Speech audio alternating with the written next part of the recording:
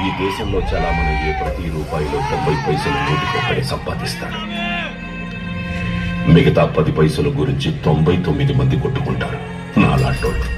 నువ్వు ఆ 90 పైసలు సంపాదించే ఒక్కడి 99 మందిలో ఒక్కడిగా మిగిలిపోకో. నీకు అర్థం ఉంది.